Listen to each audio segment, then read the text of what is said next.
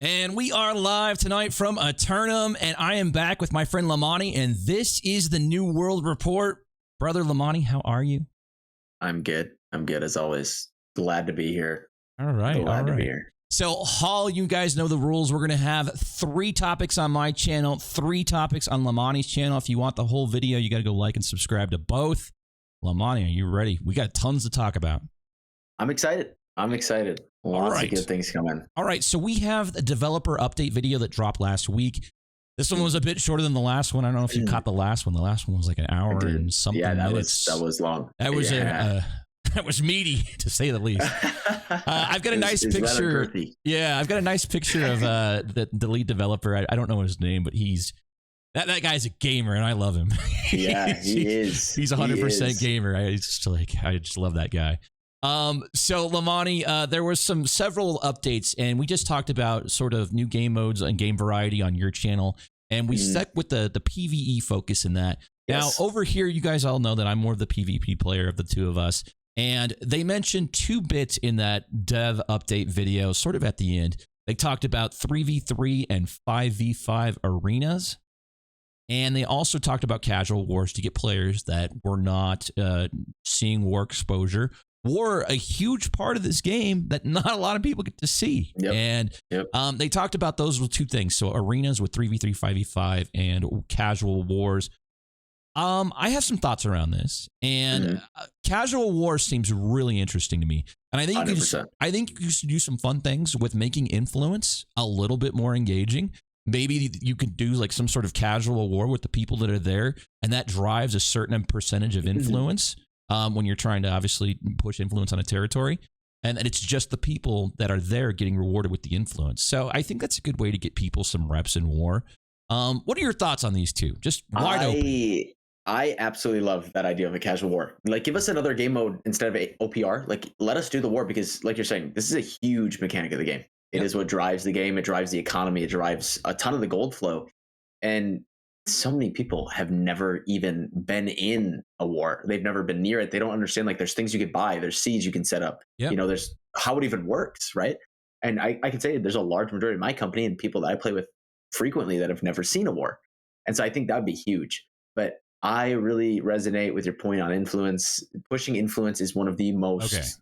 Yes. You know, it's horrible. It's engaging things. No. Okay, done. So I'm going to tell you a story that happened just 2 nights ago.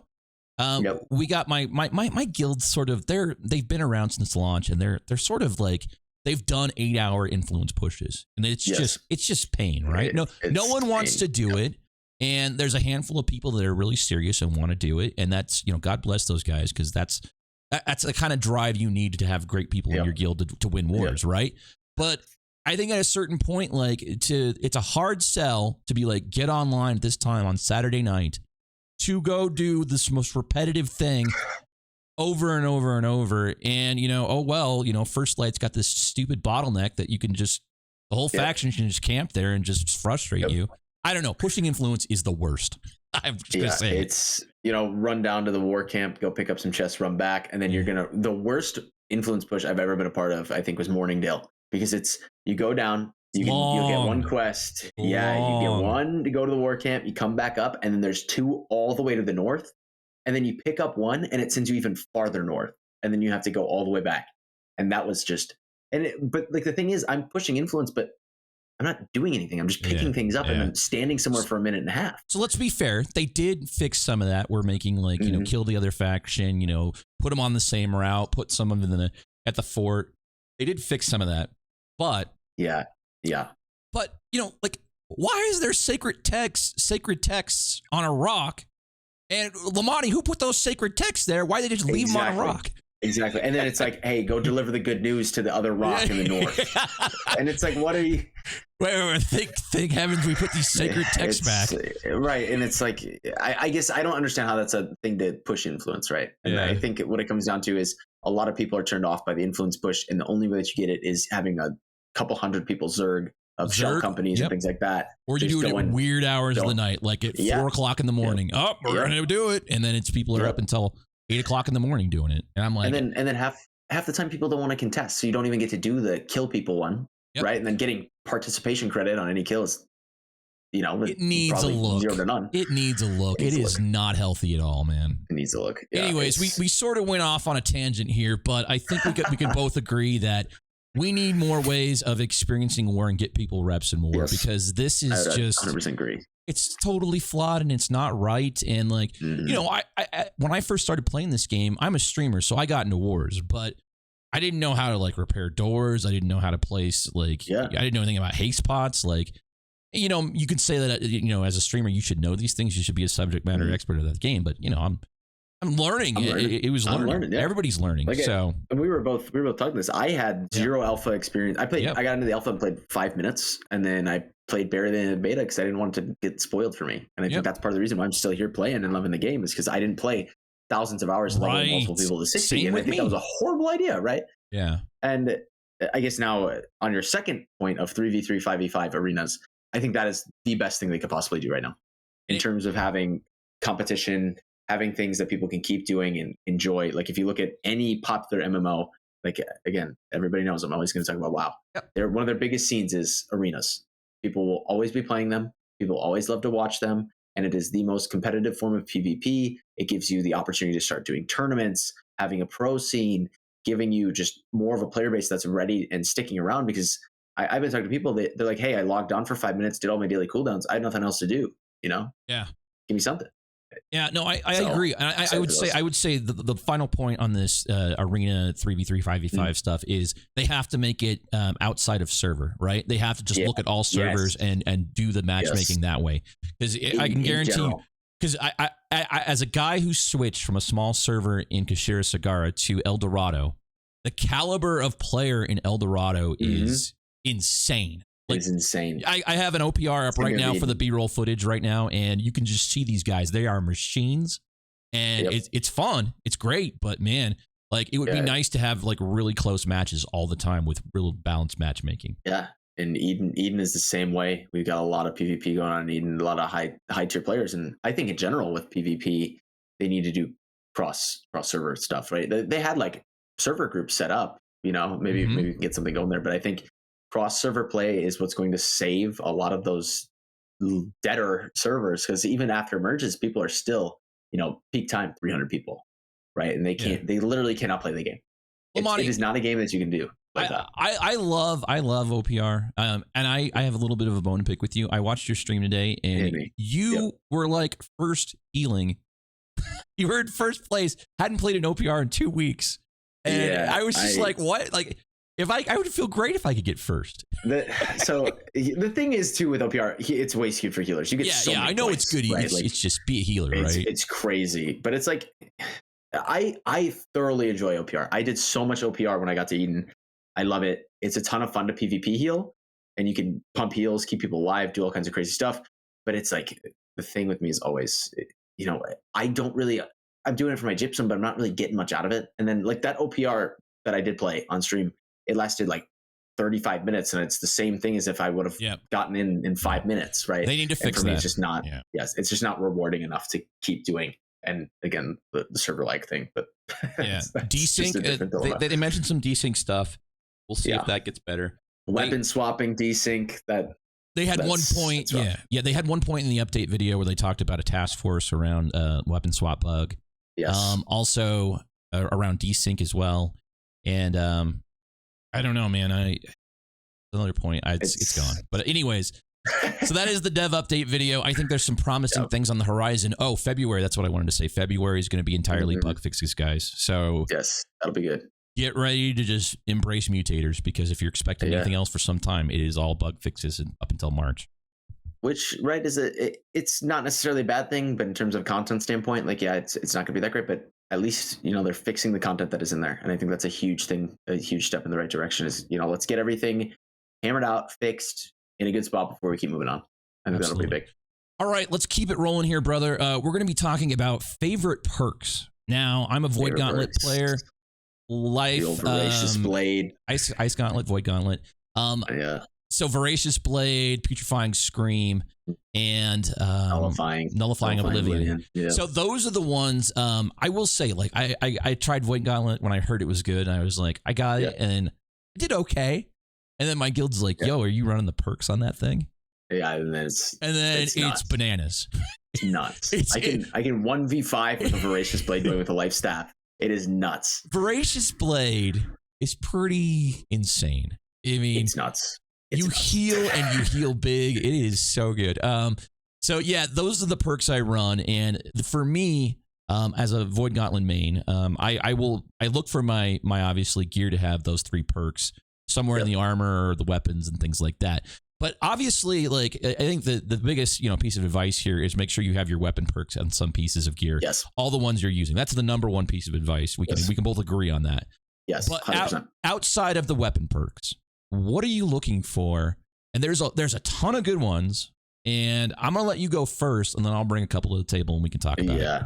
So for me, one thing about Voracious Blade, right? You run that, you are just a machine. If you start putting down like Sacred Ground, you get healing increases, you have focus in. Like, I'm sitting there, I will never die. You're like a 50% maintenance health, but you will never die. It is crazy with weapon perks or just perks in general, how much of a difference they can make in your gameplay, but also how much some just have no meaning, right? Like there's a huge disparity.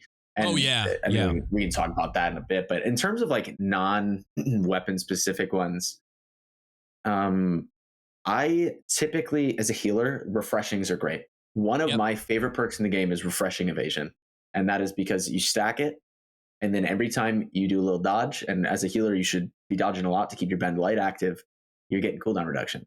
Yep. And it's really, really solid. So like an internal, I will jump on the refreshing bandwagon and say Refreshing Toast. That's the one, the potion one, right? Refreshing Toast, they're fantastic. Yeah, that one's absolutely amazing. Huge fan of that. What about like there's a couple that I want to call out here. What's the one where you get is it freedom? Freedom's a good one. A lot of things. Okay, I can't tell you the amount of people who commented or come to my Twitch and be like, hey, the perks stack, and then I need to make some kind of command because it's and I'm just going to say it here. If it is a weapon ability perk, an active weapon ability perk, it will not stack. But a passive one that is like damage reduction or cooldown reduction, something that is not impacting your weapon, it will stack, right? So something like freedom, you can stack a bunch of freedoms, get out of things faster. You can stack refreshings, get cooldowns. I love refreshing perks as a healer. I think they're big. Physical and elemental versions I love that they added those in the game. I think those are really, really nice. Resilience is amazing. So I'm running full sets of resilience on all, my current gear. Used for PvP. And there's one amazing one. I think it's on amulets or maybe earrings only. I can't remember. Purify. Have you seen Purify? Purify's a good one. Yeah. I haven't actually been running really Purify very much, but I think my favorite in terms of jewelry ones is health. Every build I run, I have a health neck on. Yeah, and those are the most expensive on the trading post. Yes. Yeah. I'm like, here's one for 30,000. What's this? Oh, health. Yeah. Flat health. Yeah. If I could I was looking for next today. I spent like 25K on gear getting ready for mutators today. But nice. I wanted to like, if I could get a health divine neck any day. But then I looked and it's 170K. Not today. Today's not today. It's not today. It's the only one on the market. Not even another. It's literally one legendary one. And I was like, all right, not today. Well, one day. But that's your chase item. That's your chase item. We were just talking about chase item. It's That keen or Hardy on my ring. Hardy is my favorite perk in the game. What's Hardy? Hardy's it gives you more stamina. So I can roll as a light person, just rolling more. Hardy's so nice. But weapon perks are nuts. It depends, unless you have like mending protection, where it's now finally going to work after this patch, but the whole time it hasn't worked. But then there's just like, have you ever used Pylon Burst?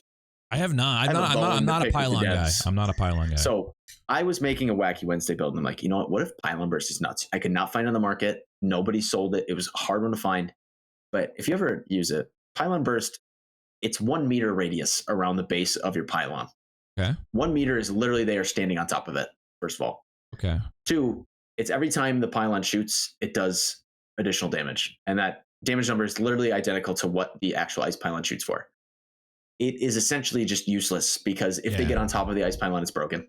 I feel like there's a lot of stuff like that. Yeah.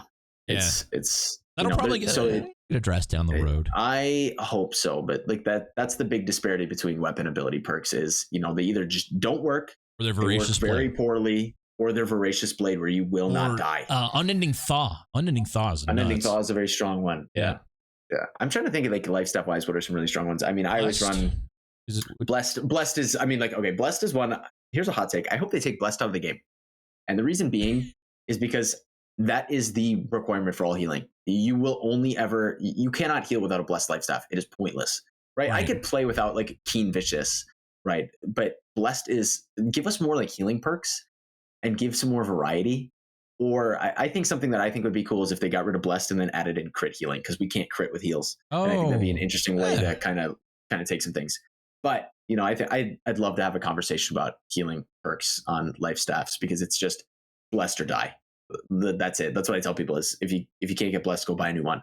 Oh, that's it. That's tough. Man. It's unfortunate. Yeah, it's unfortunate. I'll trust you on healing. I don't know anything about it. I don't ever want to be a healer. So healing, that's a whole nother topic we can talk about one day, but it's like heal targeting, healing in general, scroll wheel healing. It's a whole realm of anger and frustration sometimes. Okay.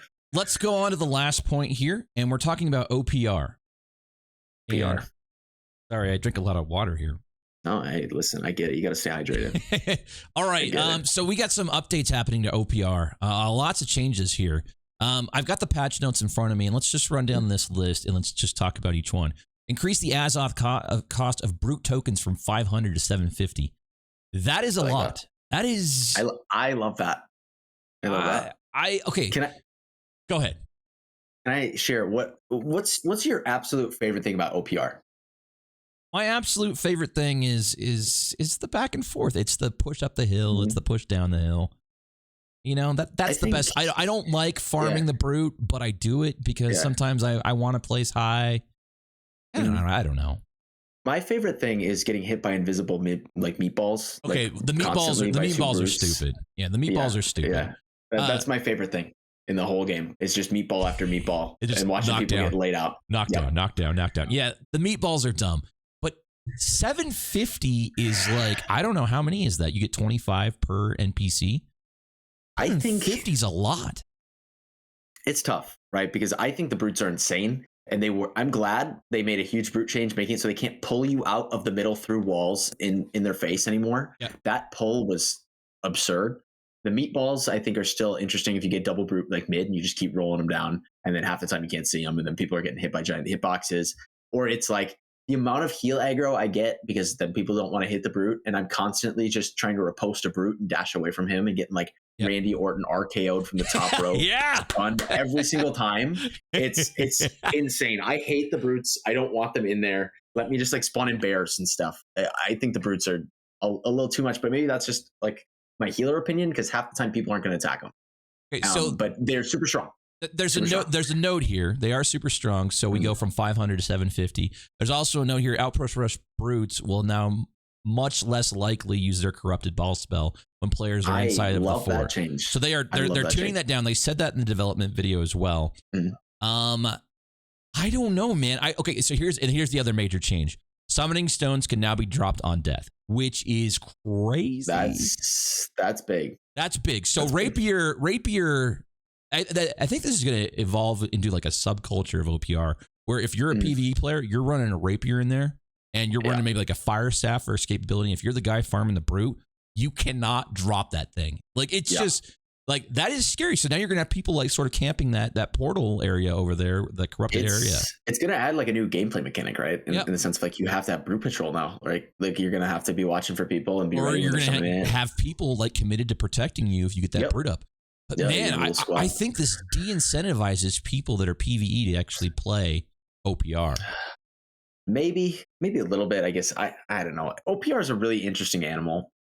It really is, because it's the most fun I have in the game. I'm going to tell you. It is a blast. Like, don't get me wrong. If I sit with like a group of 5 friends, we're going through. I will say this again. I've played a ton of OPR and I love PvP healing, but again, I'm just always more of a competitive PvE player. But it's been some of the most fun I've had. But then it's also some of the most frustration I've had, for sure. Okay. And just with like meatball rolling. Yeah. Okay. Like that is annoying. I agree. They've addressed it, so we'll see how it looks. Well, we're hoping. That's a good change. I don't think we're very far off from another OPR map. I'm going to tell you. I think they're going to get one soon.